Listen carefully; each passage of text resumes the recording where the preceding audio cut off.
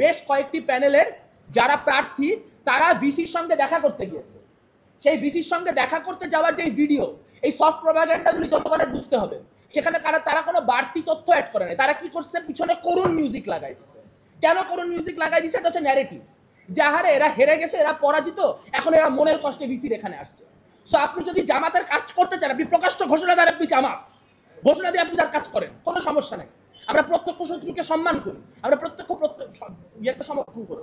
কিন্তু প্রশ্ন হচ্ছে এইটা কি ঘেরাটোপ চলতেছে, মানে এখন কি ভোটারও গুপ্ত, মানে ভোটারের স্বাক্ষর প্রকাশ করা যাবে না? তাহলে কে এই ভোটার? মানে যেই ভোটারের স্বাক্ষর আমি দেখে ফেললে সমস্যা হবে, সেই ভোটারটা কি আমি জানতে চাই। যেই মিডিয়া এই ধরনের ন্যারেটিভ স্টাবলিশ করার চেষ্টা করতেছে, এই সফট প্রপাগান্ডা করতেছে, তারা কারা আমরা দেখতে চাই। মিডিয়ার কাজ কি? আমি যদি বলি যে এখানে বৃষ্টি হচ্ছে, আর উনি যদি বলেন এখানে বৃষ্টি হচ্ছে না, আপনার কাজ হচ্ছে বাইরে তাকায় দেখা যে বৃষ্টি হচ্ছে কি হচ্ছে না। আপনার কাজ এটা বলা না যে অমুক বলেছে বৃষ্টি হচ্ছে এবং অমুক বলেছে বৃষ্টি হচ্ছে না। নীলক্ষেতে ব্যালট পেপারে যে অভিযোগ করা হয়েছে তাই নিয়ে এখন পর্যন্ত কোনো তদন্তমূলক রিপোর্ট হয় নাই কেন? এটা তো প্রত্যক্ষ প্রমাণ পাওয়া গেছে।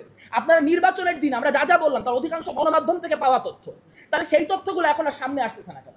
কারণ আমরা দেখতে পাচ্ছি ক্লিয়ারলি একটা মিডিয়া ন্যারেটিভ এস্টাবলিশ করার চেষ্টা করা হচ্ছে, এবং নির্বাচন কেন্দ্রিক যে অনিয়ম, সেই অনিয়মের কথা তাকে কেউ বললেই তাকে নির্বাচন বানচাল করার চেষ্টা, অমুক তমুক ইত্যাদি বলা হচ্ছে। আমাদের বামপন্থীদের সম্পর্কে দীর্ঘদিন বলা হয়েছে যে আমরা জনবিচ্ছিন্ন, আমাদের কোনো ভিত্তি নাই, অমুক নাই তমুক নাই, কাজে আমাদের এখানে হারানোর কিছু নাই। আমি এখানে আজকে আমাদের এখানে প্রতিরোধ পর্ষদের কয়জন কেন্দ্রীয় এবং মিলালে একাধিক এবং স্বতন্ত্র 4-5 জন ক্যান্ডিডেট এখানে বসে আছে। আপনারা জানেন আমরা কি ভোট পেয়েছি বা কি ভোট পাই না। প্রশ্ন হচ্ছে আমি যদি প্রায় 5000 ভোট না পাই 50টা ভোটও পাইতাম, তাহলে কি আমার এই প্রশ্নগুলা ইললেজিটিমেট হয়ে যায় কিনা? আমি যদি 50টা ভোট পেয়েও এই প্রশ্নগুলা করি, এই আমার প্রশ্নগুলা ইললেজিটিমেট হয়ে যায় কিনা? তাহলে কে আসলে ভোটে হারার কারণে এগুলি করছে? এই প্রশ্ন তো কোনো প্রশ্ন না।